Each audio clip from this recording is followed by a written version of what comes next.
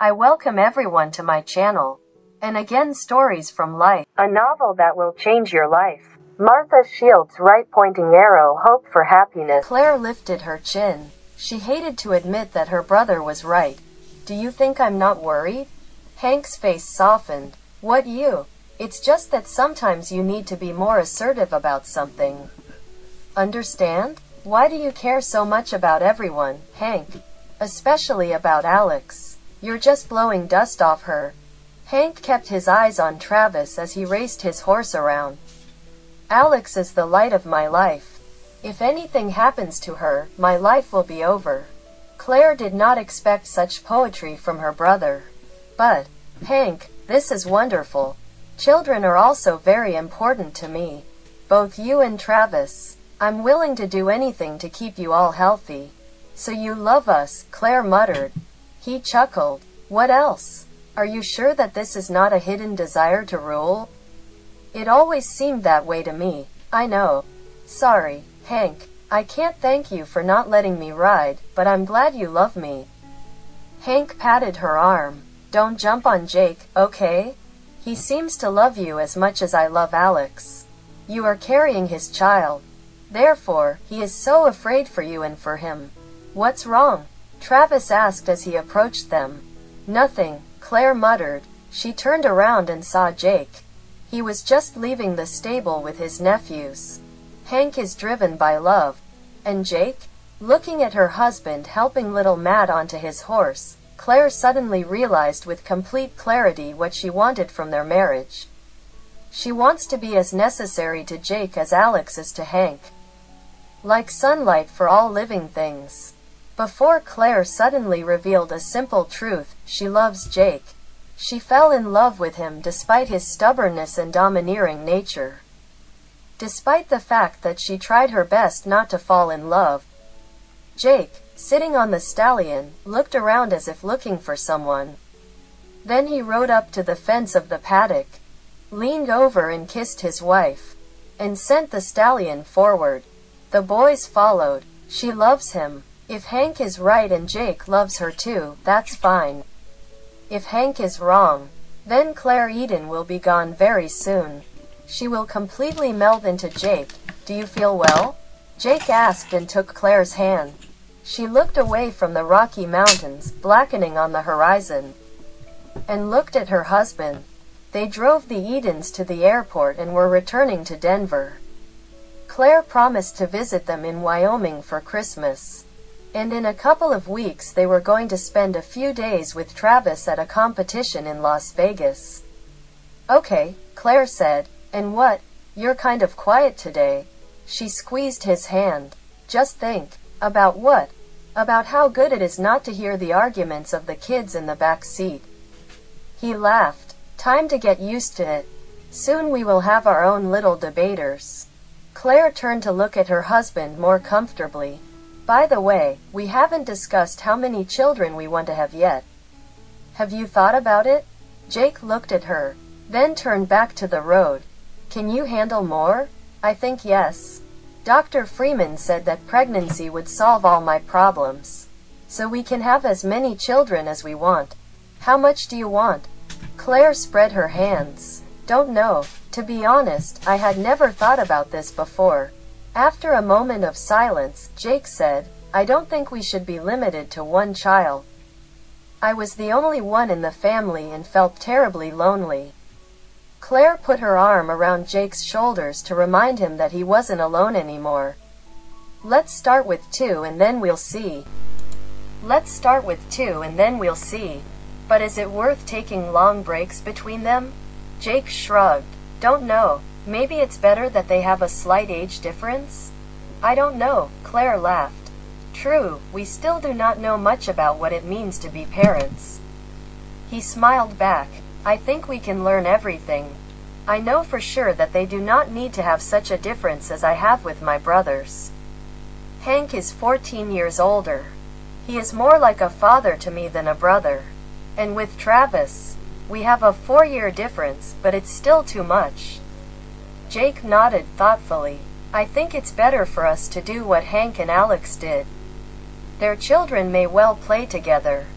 The difference in age is small, but not too small either. Yes, in this matter, Hank relied entirely on his wife. Listen to Hank, Alex does a lot of things in his own way.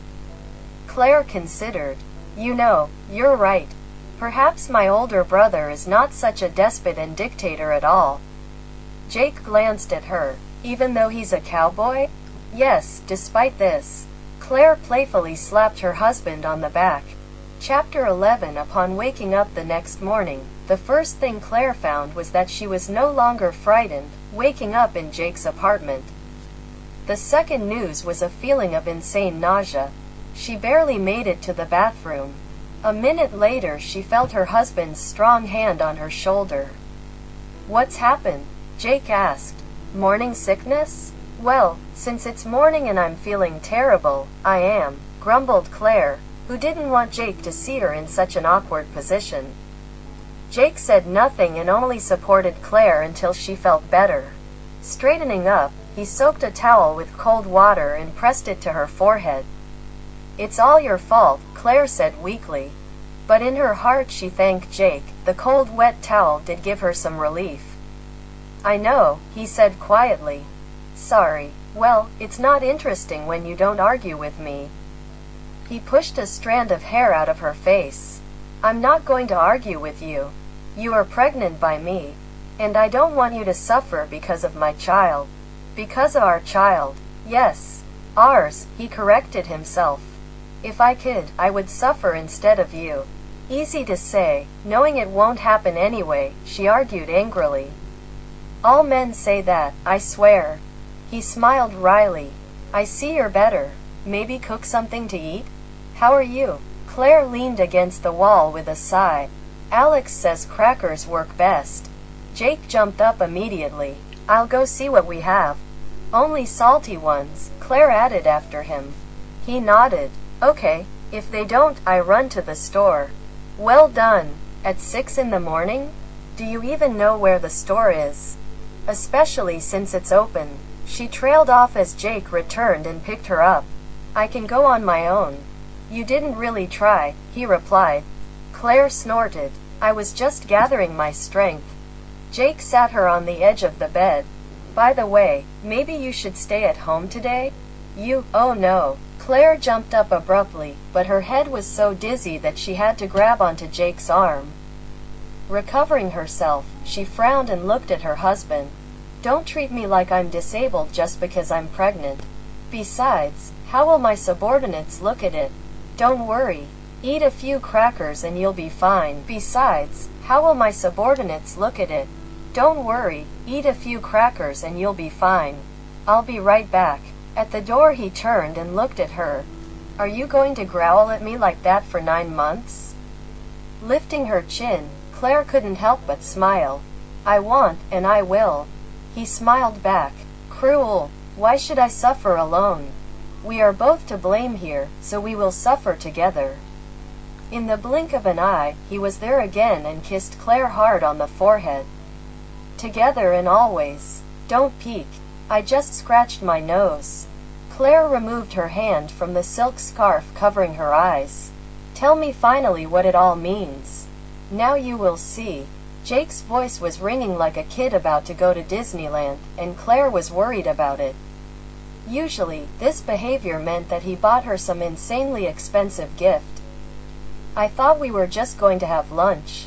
Yes, but in a special place. Then what are these spy things for? We're almost there. 2 more minutes and the car stopped. Jake turned off the engine. Ready? I was ready as soon as I left the office. Her voice broke as Jake removed his scarf. They stood in front of a 2-story brick house.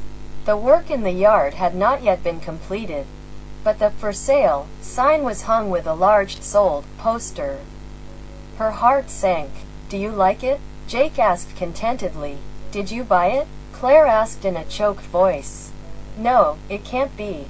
Now Jake will say that he has not yet signed the documents. 3 days ago. Let's go. I want to show you something inside. Jake got out of the car and opened the door for Claire. She ignored the outstretched hand. For what? You can't live in a penthouse with kids. Balcony railings are too unreliable protection. Yes, but it had been 3 days since they had returned to Denver and everything was going great.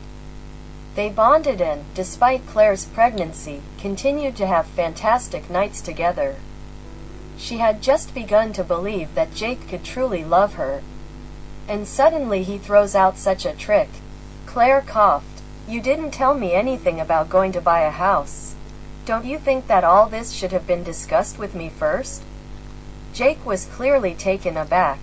We were talking about it. On the second night after returning, I said I was going to find us a house because you don't have time to do it. Yes, no power. And then you said, please. Claire vaguely recalled this conversation. I was almost asleep then. Then I thought you'd just look up a few options and we'd choose together. Suddenly, his face clouded with concern, as if Jake had just realized his mistake. Yes, I thought so. But I had to act quickly. The house could be taken over. Claire, he's perfect for us. Only 10 minutes from the office, and although the yard is not very large, the children have enough. He paused. I wanted to surprise you. She swallowed the lump in her throat. Congratulations. You succeeded. Sorry, I thought you. With a dull look, he ran a hand through his hair. Do you want me to break the contract? Claire frowned. It's going to cost a lot, right? Just a few thousand. Don't worry. He waved his hand as if the amount didn't matter. But maybe you should look at him first? I thought you'd like him. When I entered, I immediately felt that it was simply created for you. To be continued. If you liked the video, subscribe to my channel and press the bell to nothing don't miss.